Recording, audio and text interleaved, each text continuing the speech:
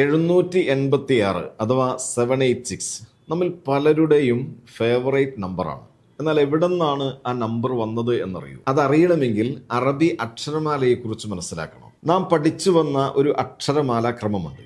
അലിഫ്, ബ, ത, സ എന്ന് തുടങ്ങുന്ന ഒരു ക്രമം. യഥാർത്ഥത്തിൽ ആ ക്രമത്തിന്റെ ഉപജ്ഞാതാവ് നസ്റുബ്നു ആസിം എന്ന് പറയുന്ന അറബി ഭാഷാ പണ്ഡിതന്മാരിൽ ഏറ്റവും പ്രഗത്ഭനായ ഒരു മഹാനാണ്. കാഴ്ചയിൽ സിമിലിയറായ അക്ഷരങ്ങളെ അടുപ്പിച്ചു വെക്കുകയാണ് അദ്ദേഹം ചെയ്തത്. എന്നാൽ അറബി അക്ഷരമാലാക്രമത്തിന് അതിന്റെ ഒരു ഒറിജിനൽ രൂപമുണ്ട്. അത് അബ്ജദ് എന്ന് തുടങ്ങുന്ന അലിഫ്, ബ, ജീം, ദാല് എന്ന് തുടങ്ങുന്ന ഒരു ഓർഡറാണ്. അതിന്റെ ഓരോ അക്ഷരങ്ങൾക്കും ഓരോ നമ്പറുകളുണ്ട്. ഇന്ന് ഗൂഗിളിൽ സെർച്ച് ചെയ്താൽ അബ്ജദ് കാൽക്കുലേറ്റർ തന്നെ നിങ്ങൾക്ക് കാണാൻ കഴിയും. അബ്ജദ് എന്ന് പറയുന്ന ആ അക്ഷരമാലാക്രമം അനുസരിച്ച് ഓരോ അക്ഷരത്തിനും കൃത്യമായ ഒരു വാല്യൂ കൊടുത്തിട്ടുണ്ട്, ഒരു നമ്പർ കൊടുത്തിട്ടുണ്ട്. അതിൽ അലിഫ് എന്ന അക്ഷരത്തിന് 1 എന്ന വാല്യൂവും പുള്ളിയുള്ള ഗൈനിന് 1000 എന്ന വാല്യൂവും കൊടുത്തുള്ള കൃത്യമായ ഒരു വാല്യൂ ബേസ്ഡ് ഓർഡറാണ് അറബി അക്ഷരമാലാക്രമത്തിന്റെ ഒറിജിനൽ രൂപം. ആ നമ്പറുകൾക്ക് വലിയ പ്രാധാന്യമുണ്ട്.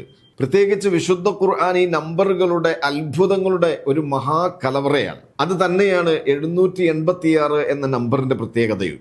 അഥവാ ബിസ്മില്ലാഹിർ റഹ്മാനിർ റഹീം എന്ന ആയത്തിലെ 19 അക്ഷരങ്ങളുടെ വാല്യൂ ടോട്ടൽ ചെയ്യുമ്പോൾ കിട്ടുന്ന നമ്പറാണ് 786. പഴയ കാലങ്ങളിൽ വിശുദ്ധ ഖുർആൻ എഴുതി വെച്ചാൽ അനാദരവായി പോകുമെന്ന് ഭയപ്പെടുന്ന പള്ളിയുടെ മുനാരങ്ങളിലും പള്ളിയുടെ ഭിത്തികളിലുമൊക്കെ പൂർവ്വകാല ആളുകൾ ഖുർആനിന്റെ ആയത്തുകൾ എഴുതുന്നതിന് പകരം സ്വീകരിച്ചിരുന്ന ഒരു സിസ്റ്റമായിരുന്നു 786 എന്ന നമ്പർ.